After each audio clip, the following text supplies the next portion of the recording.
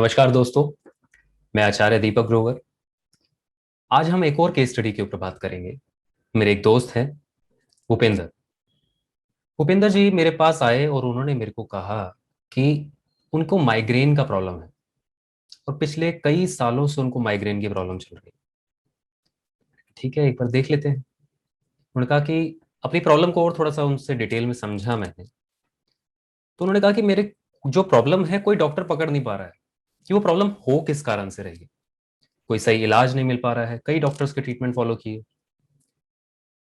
तो मैंने कहा ठीक है जी। मैंने उनका घर का नक्शा मंगवाया और साथ में उनकी कुंडली देखी।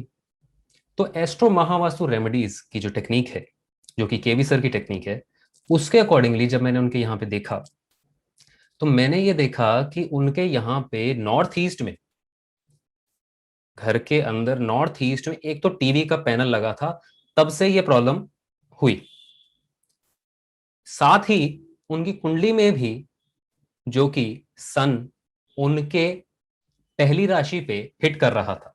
पहली राशि आपको पता ही है, पहली राशि होती है सर का एरिया, है ना। तो वो जो हिट कर रहा था, उस कारण से उनको सही डॉक्टर भी नहीं मिल पा रहा था, तो सही इलाज भी नहीं हो पा रहा था। जो दवाई लगनी चाहिए थी शरीर को, वो शरीर को लग ही नहीं पा रही थी। उनको सही तरीके से ट्रीटमेंट नहीं मिल पा रहा था। अभी उनकी जो दशा चल रही थी, महादशा चल रही थी राहु की। राहु दे रहा था पांच पांच। पांच आपको पता है ना दोस्तों, हीलिंग देता है, पर वो हीलिंग एक्टिवेटेड नहीं थी।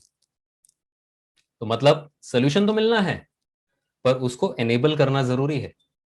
साथ ही अभी जो एडी चल रहा है, वो चल रहा है मंगल का। मंगल भी 11वें के साथ कनेक्टेड है।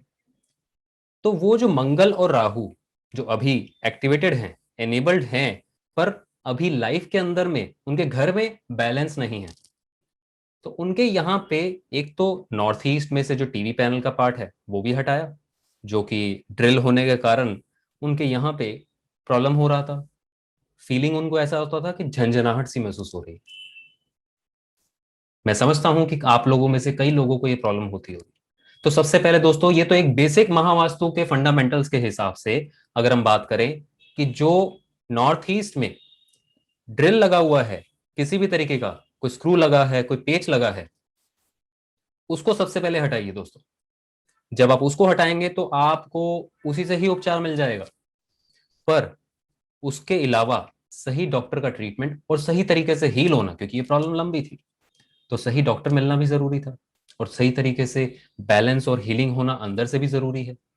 तो उसके लिए मैंने उनकी बॉडी पे और उनके घर पे कुछ रेमेडीज उनको बताए। उनके यहाँ पे मैंने ईस्ट से ईस्ट से उनके यहाँ पे जो दवाइयाँ पड़ी हुई थी वो हटाई, और हटा के उनको मैंने नॉर्थ नॉर्थ ईस्ट में शिफ्ट किया, क्योंकि वहाँ पे जो दवाइयाँ हैं वो उनको प्रॉब्लम कर रही थी, उनको वो पेन दे रही थी। स्पेशली वो पेन किलर्स थी, और जो कि वो पेन किलर जो है वहां पे वो उनके लिए फायदेमंद नहीं थी। ठीक है, उनको वहां से हटा के मैंने सन की डायरेक्शन में जहां पे वो बैठा है वहां पे उसको प्लेस किया, ताकि वो एनर्जाइज हो सके, बैलेंस हो सके। साथ ही राहु कनेक्टेड था मरकरी के साथ और मून के साथ। ठीक, और हीलिंग से रिलेटेड था। सोल्यूशन में देने वाले हेड, जो कि इनकी फील्ड में जो माइग्रेन से रिलेटेड में जो अच्छे डॉक्टर, जो कि हीलिंग से रिलेटेड में हो, उनसे रिलेटेड जो मेडिसिन उन्होंने बताई वो भी वहां पे प्लेस करी। तो उससे भी उनकी हीलिंग स्टार्ट होनी शुरू हो गई।